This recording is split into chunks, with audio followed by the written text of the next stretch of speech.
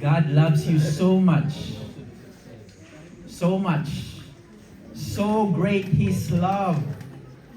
So great His love. Today, I'm going to speak spiritual hunger. Sa Tagalog pa, what is in Tagalog? Gutom. Spiritual gutom. In English, spiritual hunger. What is your favorite food?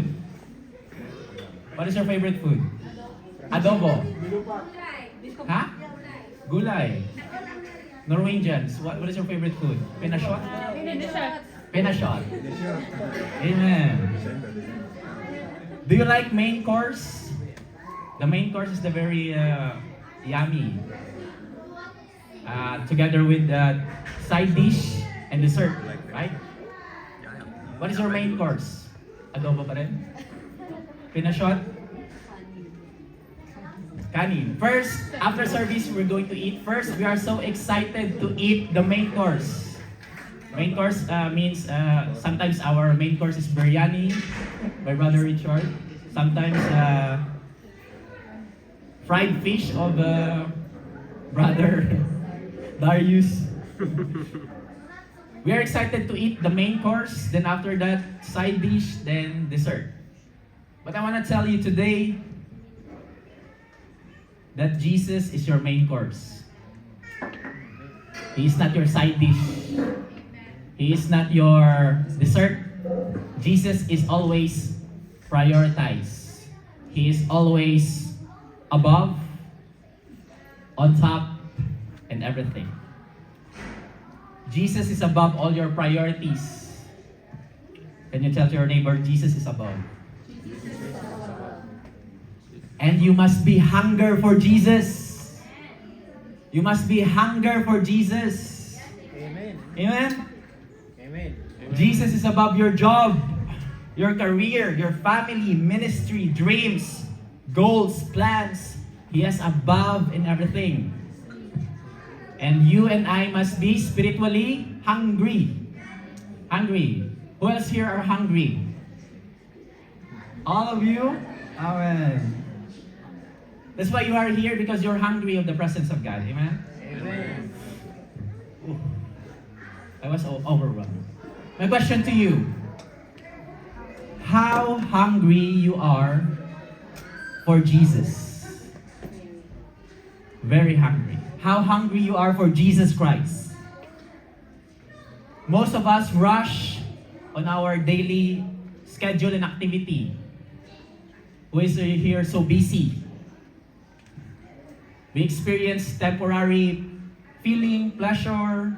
We satisfy our life with sports, games, local event. Ano mga local event? Favorite food. Those are good in our physical body. But those are also what I call dopamine rush. It gives you rush. But what about spiritual health? Can you tell to your neighbor, what about your spiritual health? What about your spiritual health? Are you healthy spiritually, or are you malnourished spiritually? I'm talking about. My question again is, how hungry are you for Jesus? So let's go to the book of John. John 4 maybe.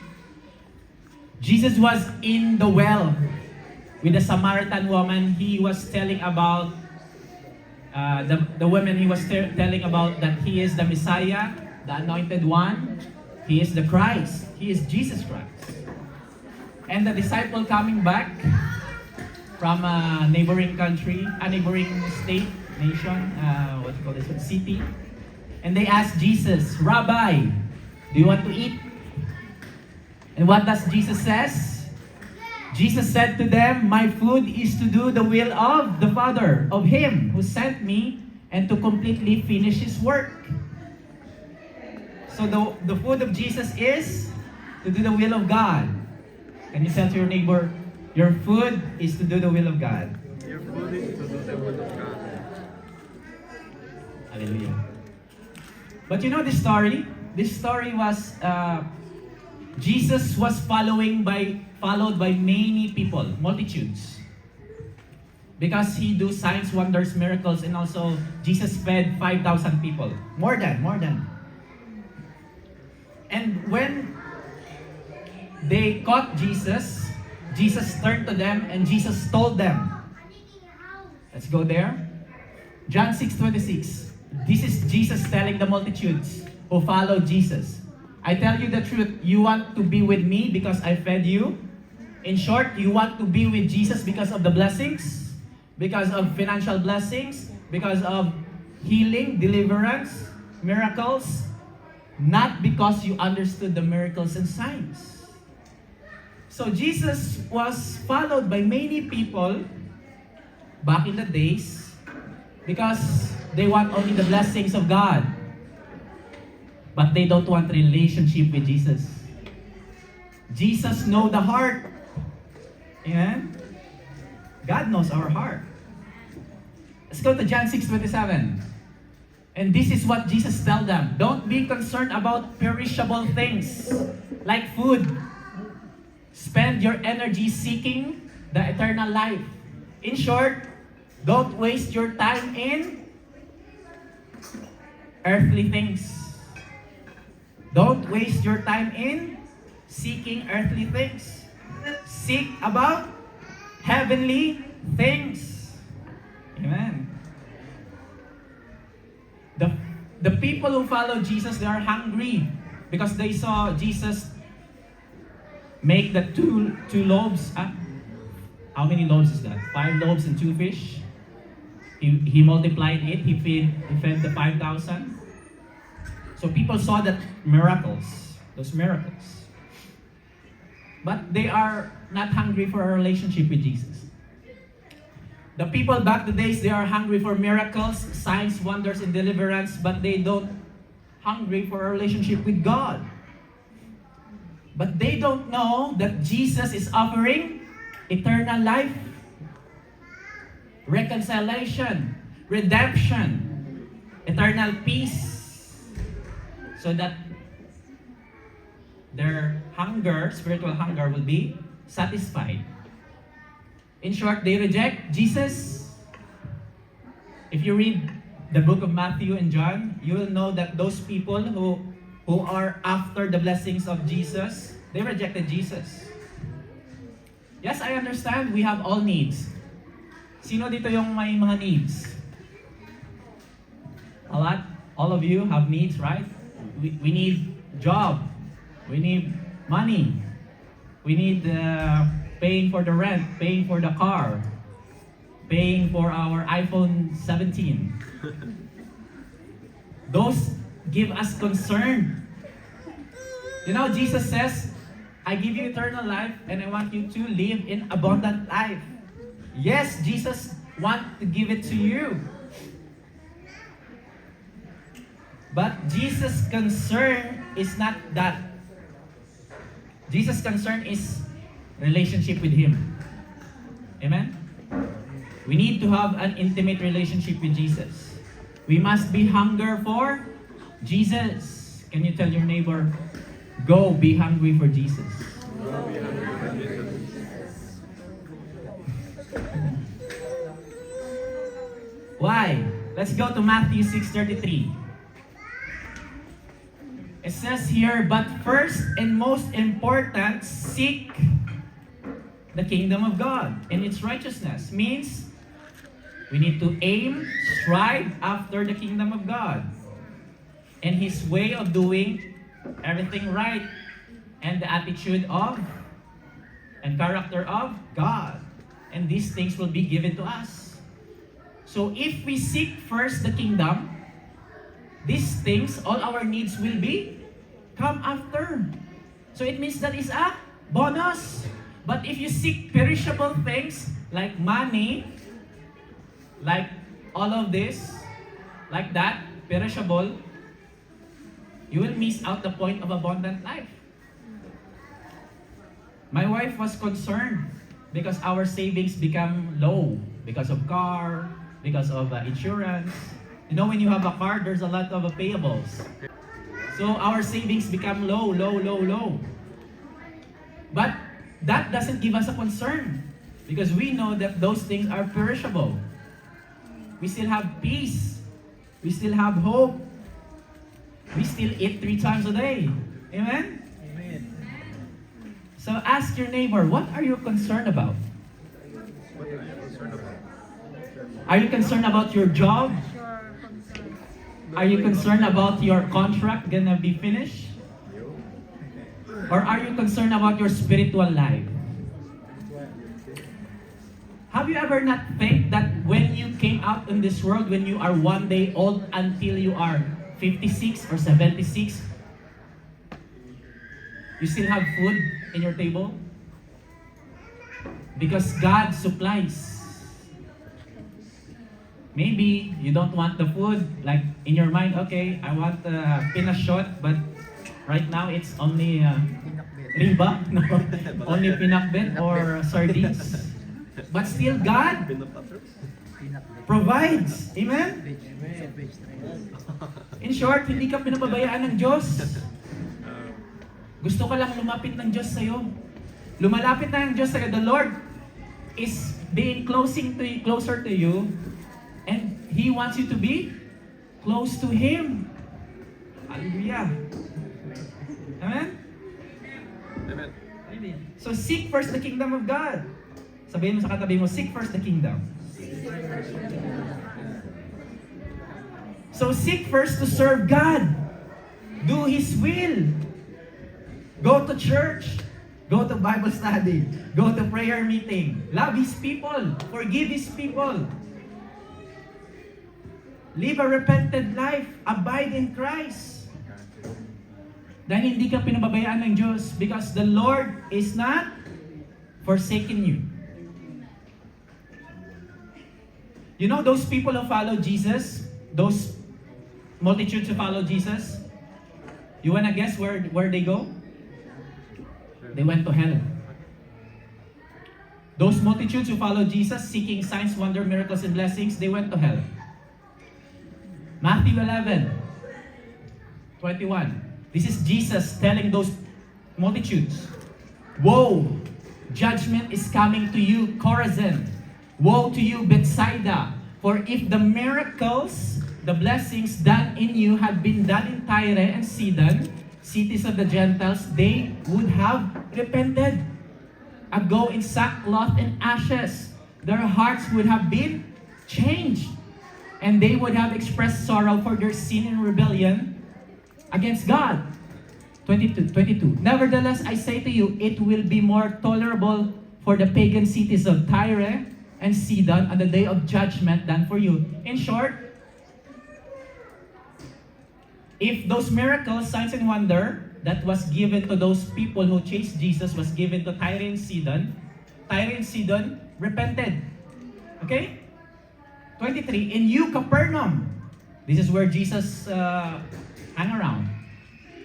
Are you to be exalted to heaven for your apathy and unresponsiveness? You will descend to Hades, the realm of the dead. For if the miracles done in you had been done in Sodom, it would have remained until this day. So, if God do the miracles on the time of Sodom and Gomorrah would repent and they will be saved. But these people who follow Jesus wants only the blessings in life, they went to hell. They received the judgment of God because they don't repent of their sins. They don't let go of their sins.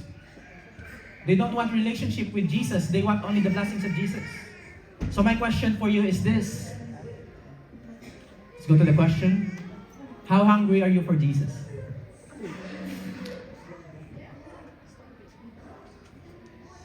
My key verse today is this. This is a good news to you. John 6:35. And Jesus said to them, I am the bread of life. He who comes to me shall never hunger, and who believes in me shall never thirst. Jesus is the bread of life. He is all you need. He is all you need. And when Jesus said this to the multitudes, you know the reaction of the multitudes? They were offended. They were offended. Jesus, Jesus, the son of a carpenter, says this to us. He is the bread of life. They were offended. But Jesus, full of love.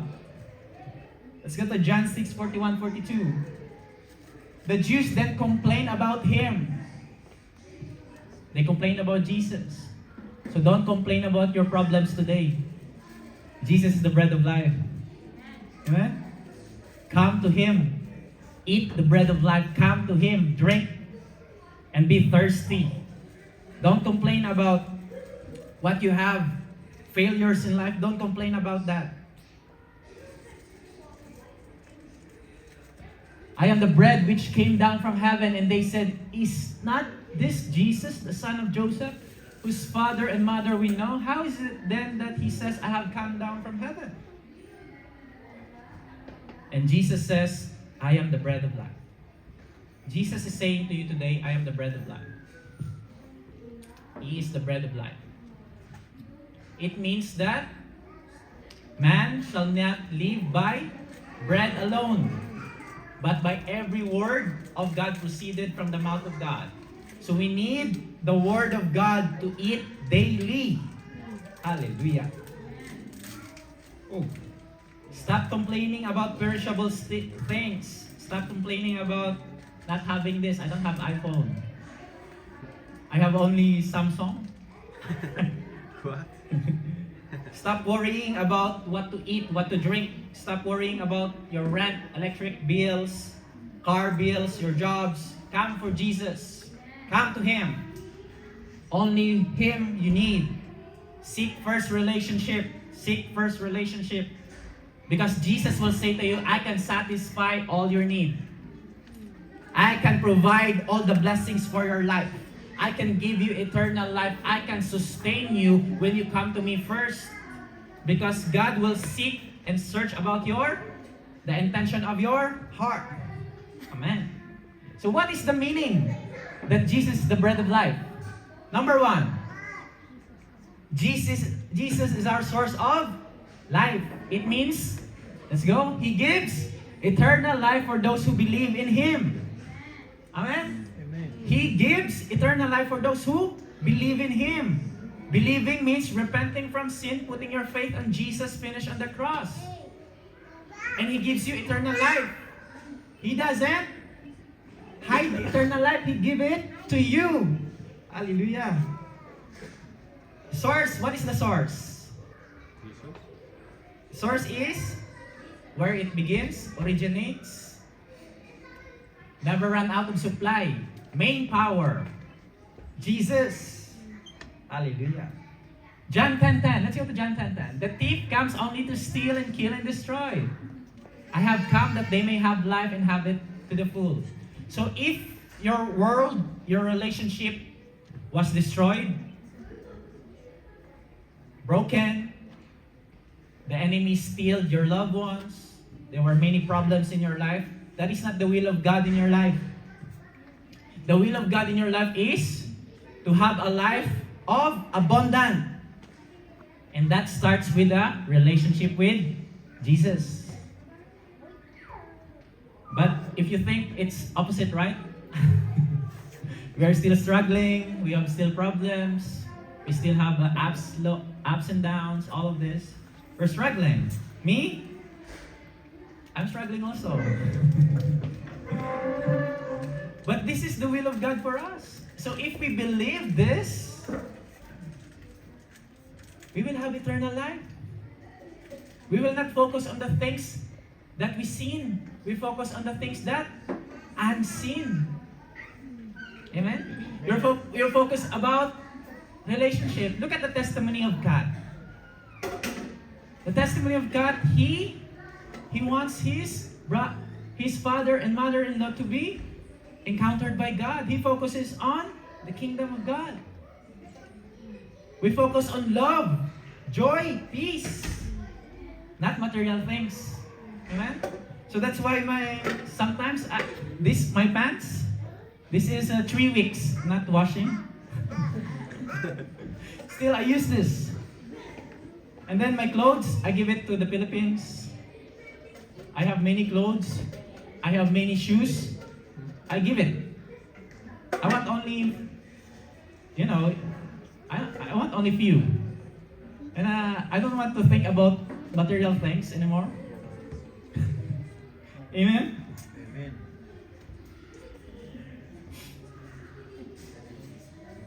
Jesus was talking about heavenly things, heavenly reward, living with a purpose and meaning and fruitfulness.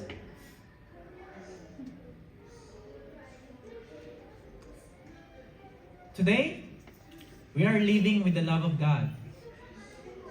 We are living in the love of God. You know, in the Philippines, when people go to church, they need to utang ba? In English, what's utang? Debt.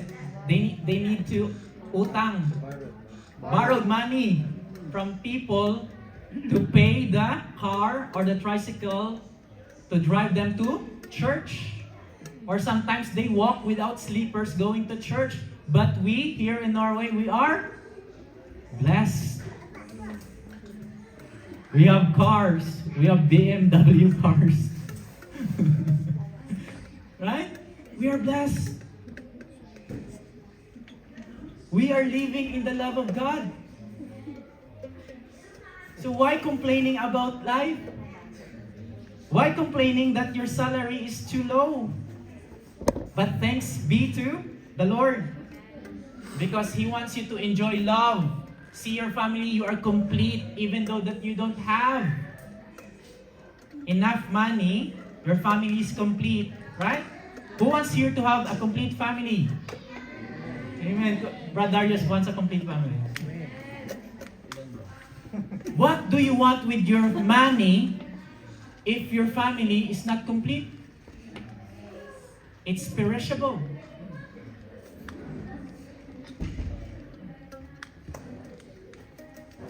So that's number one.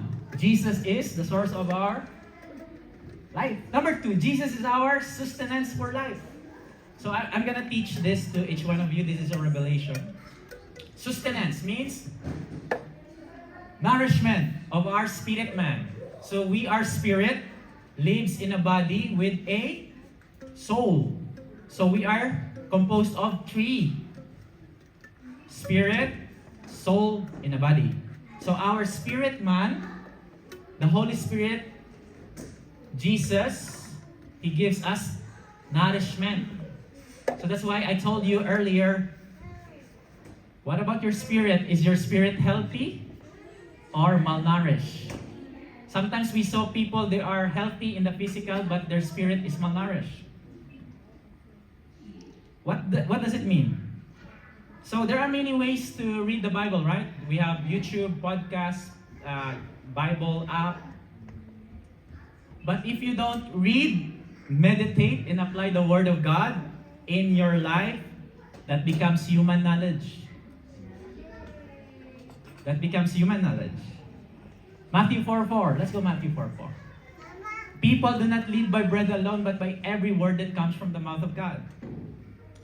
So, we need food on our physical body, but the most important is the Word of God daily. Amen? Daily. Because it's not enough that you go to church to stay alive if you are not reading the Word of God, meditating and applying it to your life. Because when challenges comes in your life, you have the Word of God, but you don't apply it to your life, it becomes useless. Like for in situation, now, we have oil prices, right? God give us a wisdom. If you read the Word of God, God gives you wisdom. You have plans, but you give your plans to the Lord, and the Lord gives you wisdom. Okay, this is what you're gonna do, this is what you're gonna do. But how can you know if you don't read? And how can you know without meditate? Right? Hallelujah. So we need to cultivate our spiritual growth with God. And also, we must be careful of what we eat. We should eat on the Word of God. We should not eat on the leaven of the Pharisee, religious people, and the leaven of Herod. Let's go to another slide. Mark 8:15. This is the warning of Jesus to all of us. Be careful. Jesus warned them. Watch out for the yeast, leaven. Yeast, in Tagalog, pampaalsa ng tinapay. Yeast of the Pharisee and that of Herod. Beware. What is that? Another slide. Let's go there. What does it mean? Back. Yes. These are false teachers and false teachings. So be careful what you eat in YouTube, in podcasts. Be careful on what you're reading, what you eat. I want to give you an example. The leaven of the Pharisee. What is this? Let's go back there. Religious leaders or carnal churches with religious spirit that teaches opposite from the holy word of God. One example.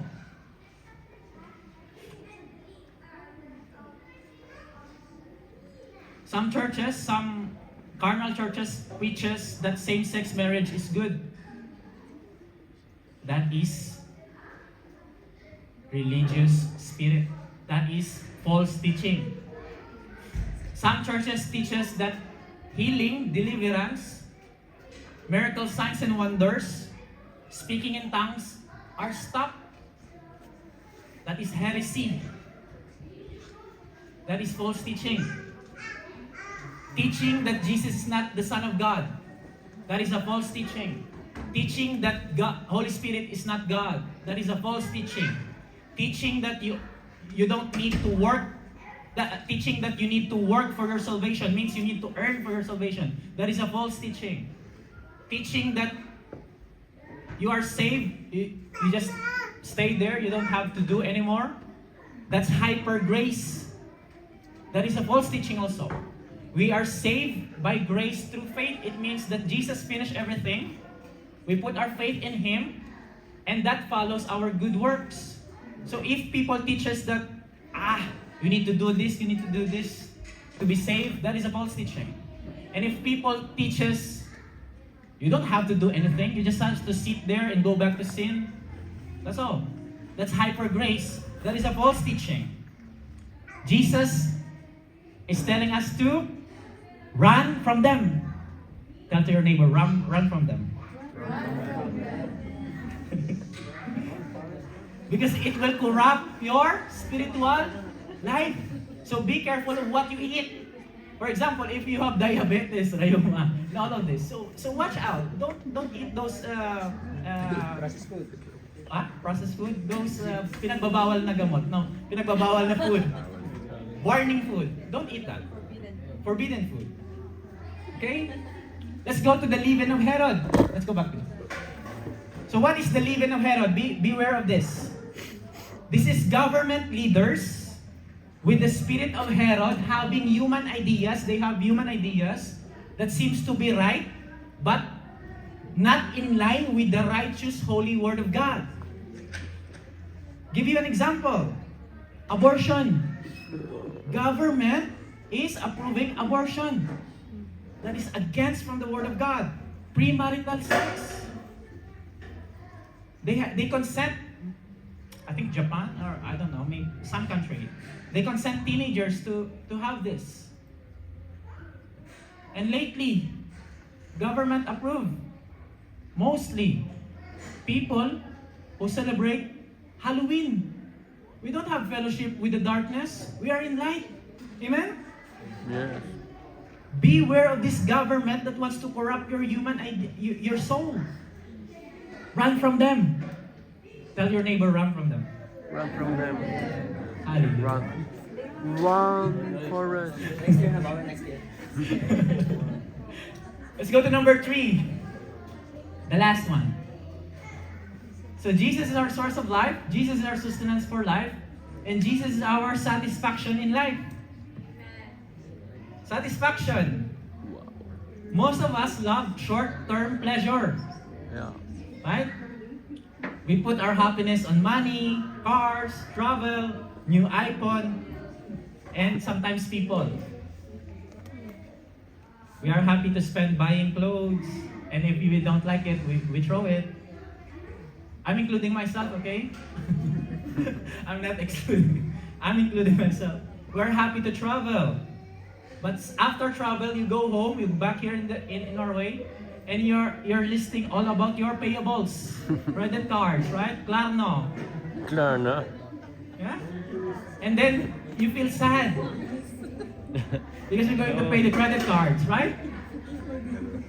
And sometimes we are happy to hang out with the other people, but sometimes they failed us. Most of the time, failed us.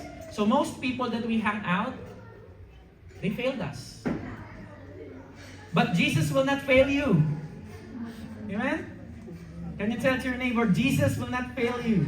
Jesus will not fail you. He will satisfy you, He will satisfy you. your soul forever. Your soul forever. Amen?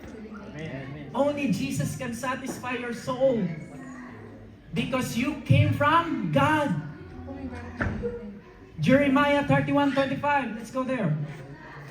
For I will, this is God, for I will satisfy the weary soul. So if you are weary, worried, problematic, if you feel pain, God will satisfy you. And every languishing soul I will replenish. So God will replenish your strength. Amen? Amen. Psalms 107:9. Let's go there. He satisfies the longing soul and fills the hungry soul with goodness. So if you are hungry for the Word of God, if you're hungry for the presence of God, He will satisfy you. He will fill you. It's His promise, not mine. It's the Word of God saying to you, I will satisfy you. But not what you think. He will satisfy you with His will. With His heavenly things. With His eternal things. You know, life is short. You know, life is short. If you have 100 years of age, then you sleep 5 hours a day? 8 hours. 8 hours. Okay. So if you have 100 years 1 old, hour. Yeah. 20 years of your 100 years goes to sleeping. And you have 80. So if you reach 60 years old, 20% of your 20 years of your 60 years old goes to sleeping. Life is short. Very, very short. But eternal life together with God is limitless eternity. So we must prepare to be with the Lord. Amen? Hallelujah. Woo. Who are excited here to go to heaven? Amen? All of us? Amen. Me too. But today, Jesus was here. Yeah. Jesus is here. So, how can God satisfy your soul? I have a question for you. This year, is your life turning around? Backflip? I have good news to you. God created you to be not a failure. He created you to be successful, to be conqueror, to be overcomer. He is good. He is faithful, even we are not faithful to Him. And He will overflow your life. You know, I want to confess this to everyone. My wife is pregnant. But she was what you call this one? Nakunan. Ano yung nakunan sa English? Miscarriage. We want to build a family. We want to build a family. But God promised my wife, what is the promise of Abraham to Sarah, of God to Abraham to Sarah? That I will let your womb be open. Amen. So, we don't worry. We feel sad, yes, it's okay. But we don't worry because we know that God is the giver and the taker of life. Amen? It's a blessing. It's a blessing. He will provide. So last year, you have a good job. But today, this year, your work was like flip-flopping. Your contract ends. But I have good news to you. God will satisfy you with hope. He will provide. He will provide. Tell to your neighbors, He will provide. And most of us are disappointed. Who are disappointed here? Huh? Oh, everyone is not disappointed. Most of us disappointed. And we cover our disappointment saying, okay lang ako, I'm okay. You know that person, when you ask that person, do you have a problem? Do you need healing? Do you need prayer? And that person will say, I'm okay. I don't want, I'm okay. But deep inside, they are carrying burden. They are disappointed. They feel hurt. They lack something. And the good news is here. Jesus is saying to you, come to Jesus. He will take away your shame, guilt, condemnation, and your sin. He will satisfy you with His unfailing love. So great His love for you. His love is non-stop. Hallelujah. His grace and mercy are renewed every morning. Question: how hungry are you for Jesus? How hungry are you for Jesus? We must be hungry for Jesus and develop an intimate relationship with Him. We must be hunger to hate sin. We must be hunger to walk in holiness. We must be hunger praying in the secret place with your Heavenly Father. We must be hunger to read, meditate, and apply the Word of God. What is the scariest verse in the Bible? This is the scariest verse in the Bible. Not everyone who says to me, Lord, Lord, shall enter the kingdom of heaven, but he who does the will of my Father. Many will say to me in the judgment day, Lord, Lord, have we not prophesied in your name? Lord, Lord, I go to church, I pray, I read the Word of God, I cast out demons, and done many wonders in your name, and then I will declare to them, I never knew you. Depart from me, you workers of lawlessness. You know, guys, we worship here every Sunday. We give praises to the Lord. We worship Him. We eat delicious food. That's very okay. That's very good. But our heart is truly for Jesus, or our heart is far away from Jesus?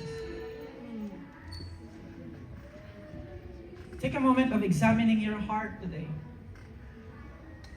Yes, for me, I lead the church, but if my heart is far from God, this is the scariest verse in the Bible.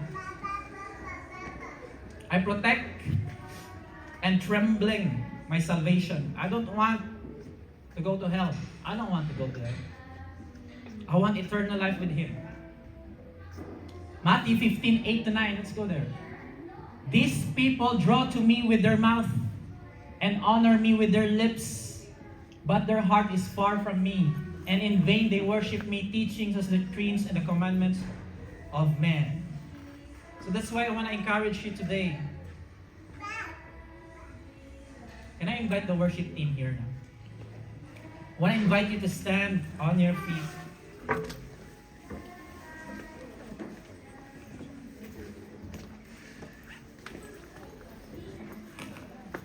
And let's close our eyes. Blessed are those who hear the Word of God. Because sometimes we need to hear this. I'm not here to scare you, but I came here with a message that we need to be hunger for Jesus. We need to be hunger for Him. When we are hungry, we go to the fridge, we take food, we eat. But why not go to Jesus? Why not reading the Word of God? Why not satisfy your soul with eternal things? You know, Jesus is coming back soon. He is coming back. He is coming back. I don't know when, where, I don't know what the hour, but Jesus is coming back. And He wants you and me to be His pure bride, to be the church, purified by the fire of the Holy Spirit, set apart for the glory of God. He wants His church to be holy. And He wants you and me to be hunger for Him. Just like the 5 wise virgins who take extra oil in their lamp and they are burning for Jesus, waiting for the bridegroom because Jesus is coming back soon. He is coming back. And He wants you to be filled by His Spirit. He wants you to live in abundant life. He wants you to have eternal life destiny with Him. Because this world is evil. This world is falling apart. So right now where you are, just allow the Holy Spirit to examine your heart. Allow God to examine your heart. And if you have sin in your heart, just confess it to the Lord. Where you are, just confess it to Him. Just confess it to Him. Maybe you become lazy. Maybe you become worried. Maybe you are gossiping. Maybe you're, I don't know what your sin is. Only God knows. Maybe you're not forgiving others. I don't know. Just confess it to the Lord wherever you are. Maybe you are greedy of money and I don't know. Only God knows. Examine your heart. Let the Holy Spirit examine your heart. Maybe you're full of lust. You're prone to pornography. You're prone to looking a woman with lust. I don't know. The Holy Spirit is here. Jesus is here. He is not condemning you, but He loves you. He's inviting you to come to Him. He's inviting you to repent from any sin. Repent from any unforgiveness, hatred, anger. And some of you online, if you're committing sin of sleeping with another man or woman that is not your husband or your wife, repent from your sin. If you have sisters and brothers that you didn't forgive them. The Holy Spirit is here. He is not condemning you. He wants you to give it all to Jesus right now. Where you are, just surrender to Him. Just repent of any sin. He wants you to be holy. He wants you to be pure. He wants you to be set apart, loving. He wants you to be set apart on fire for Jesus Christ. God is not looking of your perfection. He is looking for your surrender. He's not looking about your contribution to do ministry. He's looking for you to be surrendered, to be surrendered to Him. Just close your eyes and take this moment. Take this moment. Give it to God. Give it to Him. If you fail in life, God is going to lift you up. I want to say this prophecy to each one of you. Some of you here have this struggle in life. Very big struggle, deep in heart. Maybe it's 5 years, 10 years. And you want to break free, but you don't know how. I want to tell you today that Jesus is your deliverer. He can give you freedom in Jesus' name. For where the Spirit of the Lord is, there is freedom.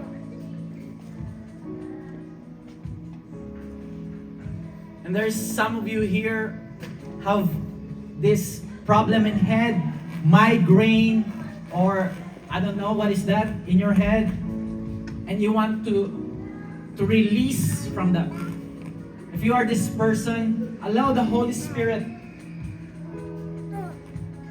to come into your mind and cleanse you. Give it to God. Give it the worry. Give all those baggages in your life. Some of you here have pain in the feet. Right now, brother, sister, if you believe, if you truly believe, God can heal you. This is for you. Healing is a gift. Healing is a gift.